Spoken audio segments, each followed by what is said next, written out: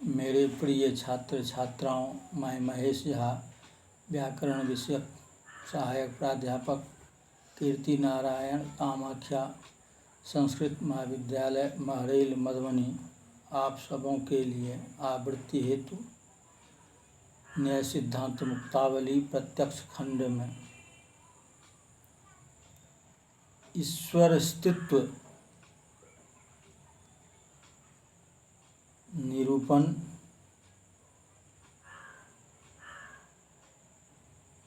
प्रस्तुत किया जा रहा है।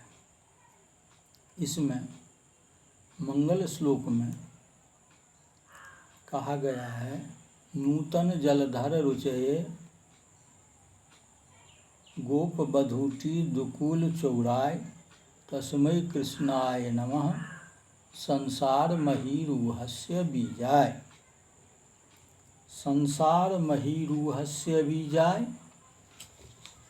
संसार एव महीरूहो वृक्षः तस्य बीजाय निमित्त कारणाय इत्यर्थः। एतेन ईश्वरे प्रमाणमपि दर्शितं भवति।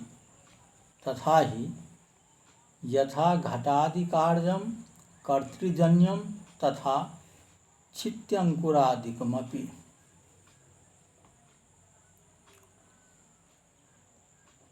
संसार महीरूहस्य बीजाय, यह विशेषण निमित्त कारण स्वरूप ईश्वर के अस्तित्व में अनुमान प्रमाण की सूचना दे रहा है।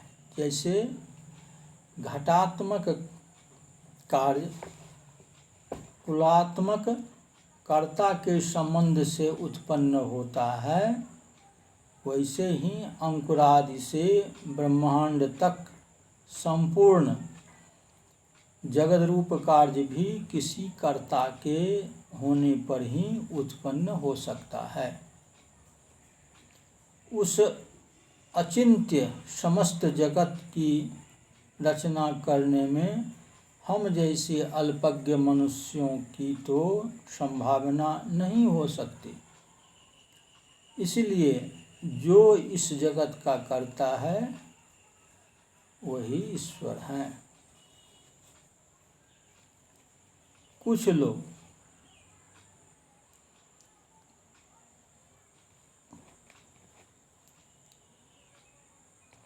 न च शरीराजन्यत्वेन कर्तृजन्यत्व साधकेन सत्प्रत्यक्ष इति वाच्यम।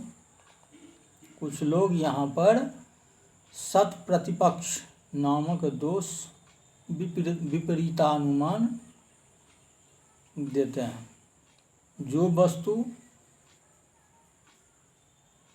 शरीर धारण करने वाले से उत्पन्न नहीं होती, वह वस्तु कर्ता से भी उत्पन्न नहीं होती, ऐसा नियम है। यह जगत शरीरी से उत्पन्न नहीं हुआ है, इसलिए इस जगत का कर्ता भी कोई नहीं हो सकता। इस प्रकार का विरुद्धानुमान देना उचित नहीं है, क्योंकि पूर्वोक्त नियम के मानने में अनुकूल तर्क नहीं है। इसलिए हमारी बुद्धि के अनुसार ईश्वर का अस्तित्व मानना यही न्यायिकों का अपना मत है। जिसका कर्ता न हो वह कार्य भी नहीं है और न कभी उत्पन्न होगा, तथा जो कार्य है उसका कर्ता भी है। इस प्रकार का कार्य कारण भाव रूपी अनुकूल तर्क मिलता है। यही अनुकूल तर्क परमेश्वर के अस्तित्व में प्रमाण है। इस प्रकार अनुमान प्रमाण से उसका अस्तित्व सिद्ध होने पर ईश्वर के सप्त प्रमाण रूपी वेद वाक्यों से भी उसका अस्तित्व सिद्ध किया जाता है।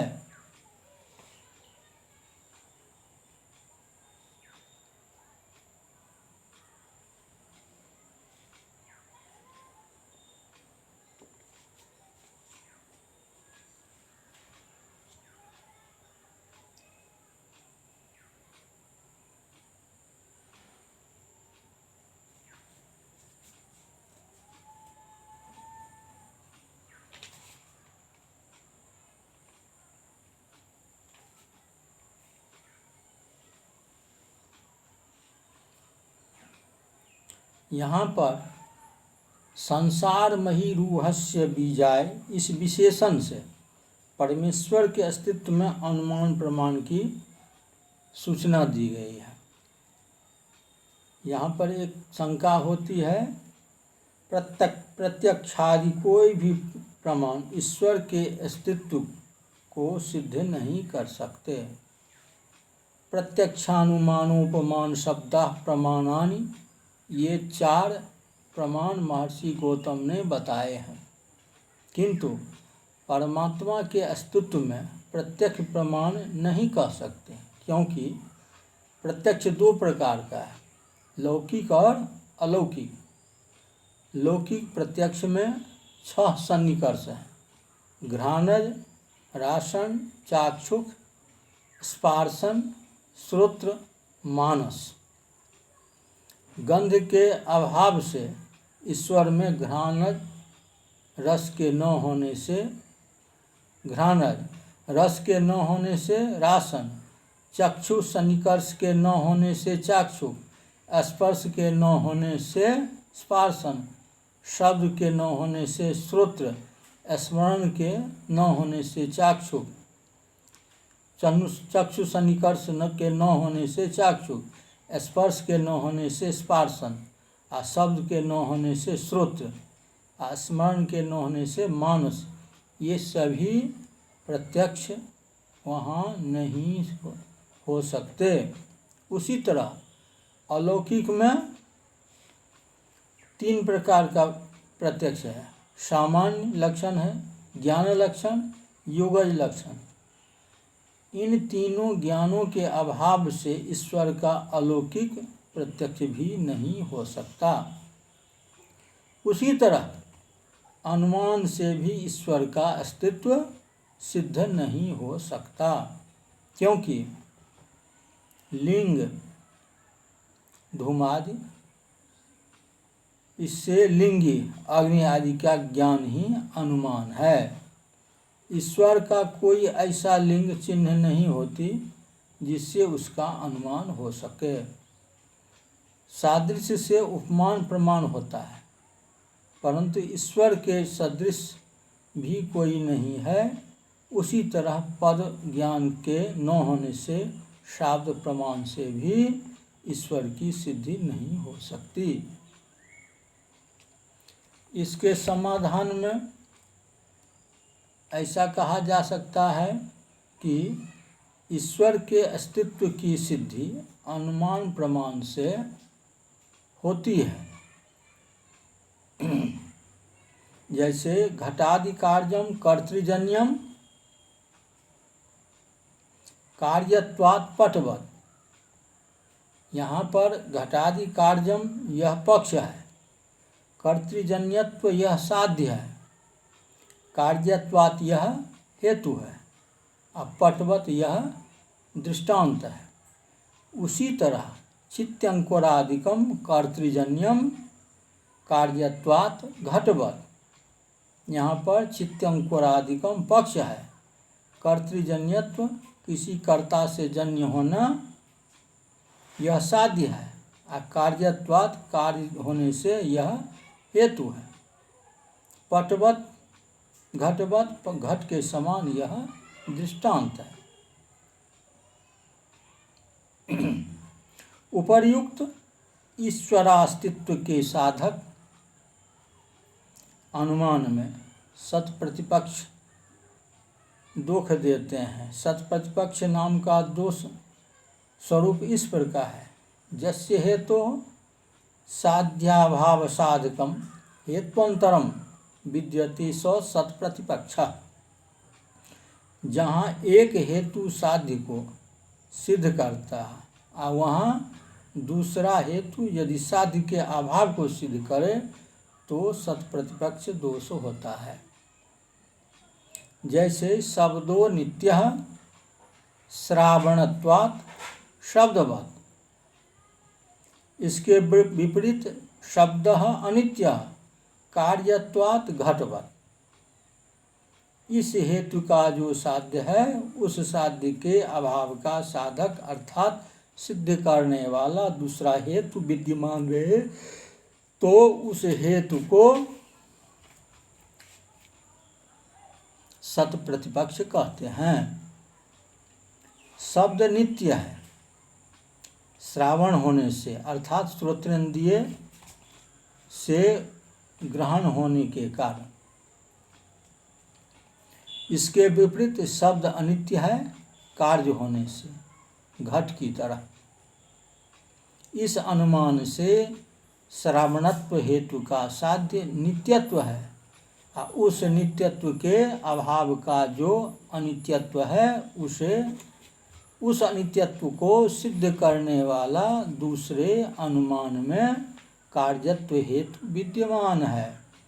अतः श्रावणत्व हेतु यहाँ सत प्रतिपक्ष दोष से दूषित हो जाता है। उसी तरह प्रस्तुत प्रसंग में भी चित्तंकुरादिकम कर्तृजन्यम कार्यत्वात् पटवत्, इसके विपरीत चित्तंकुरादिकम कर्तृजन्यम शरीराजन्यत्वात् आकाशवत्।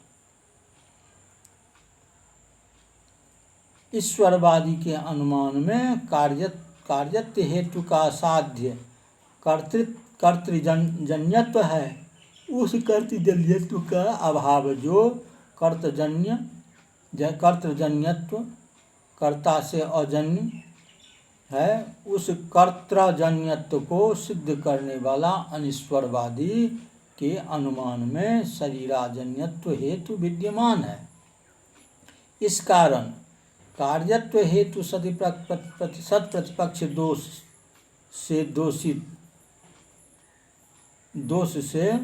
दूषित हुआ है, यह अनीश्वरवादी का कहना है। किंतु सत प्रतिपक्ष दोष का आरोप करने वाले अनीश्वरवादी के पास कोई तर्क अनुकूल युक्ति नहीं है, अर्थात यह नहीं कह पा रहे हैं कि यदि कर्तृजन्यत्व न हो तो शरीराजन्यत्व भी नहीं होता।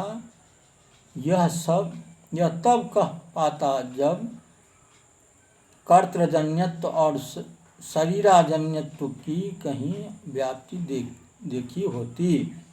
जैसे धूम और अग्नि की व्याप्ति देखने से कहा जाता है कि यदि अग्नि न हो तो धूम भी नहीं होता, किंतु कर्तृजन्यत्व और शरीराजन्यत्व के कार्य कारण भाव का व्याप्ति के द्वारा कभी किसी को ज्ञान नहीं हुआ।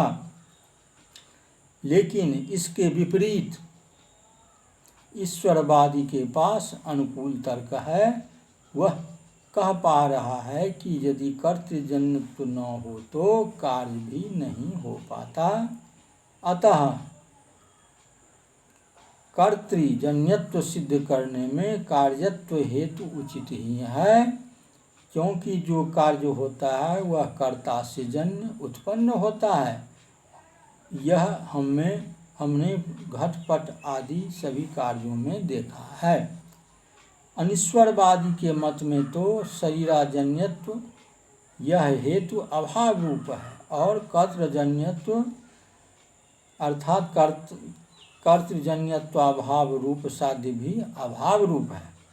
दो अत्यंताभावों में कभी भी कार्य कारण भाव नहीं होता। इसलिए अनीश्वरवादी द्वारा सत प्रतिपक्ष दोष का आरोप करना उचित नहीं है।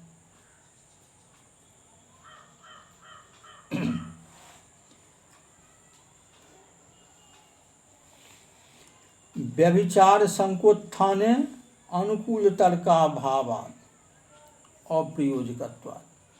अनीश्वरवादी के अनुमान प्रयोग में यदि कोई व्यभिचार शंका शरीराजन्यत्वमस्तु कर्तृजन्यत्वमस्तु करें तो उस व्यभिचार शंका का निवारक अनुकूल तर्क वह नहीं दे पाता। तर्क का स्वरूप बहुधा कार्य कारण भाव भंग प्रसंग रूप हुआ करता। अतः वह यदि तर्क देगा तो उसे नहीं देना होगा कि यदि कर्तृजन्यत्वम न स्यात् तर्हि शरीराजन्यत्वमपि न स्यात्। परंतु ऐसा कहने पर भी अनिश्वरवादी के अनुमान प्रयोग पर की हुई व्यभिचार शंका का निवारण नहीं हो पाता, क्योंकि कर्तृजन्यत्व तथा शरीराजन्यत्व का कार्य कारण भाव कहीं पहले प्रसिद्ध हो तो उसका एवं न स्यात् तर्हि एवं न स्यात् कहकर कार्य कारण भाव भंग का प्रसंग दिखाया जाए, किंतु वह कार्य कारण भाव तो कहीं प्रसिद्ध नहीं है ही नहीं, इसलिए अनिश्वरवादी का पक्ष अप्रयोजक है। किंतु हम ईश्वरवादी के पक्ष में व्यभिचार शंका का निवर्तक यदि कर्तृजन्यत्वं न स्यात् तर्हि कार्यत्वमेव न स्यात्, इस प्रकार कार्य कारण भाव भंग प्रसंग रूप अनुकूल तर्क मिल सकता है, क्योंकि कर्तृजन्यत्व का तथा कार्यत्व का परस्पर कार्य कारण भाव प्रसिद्ध है। इस कारण हमारा ईश्वर साधक अनुमान का हेतु सत प्रतिपक्ष दोष से दूषित नहीं है। इस प्रकार यह ईश्वरास्तित्ववाद पक्ष संपन्न होता है। धन्यवाद।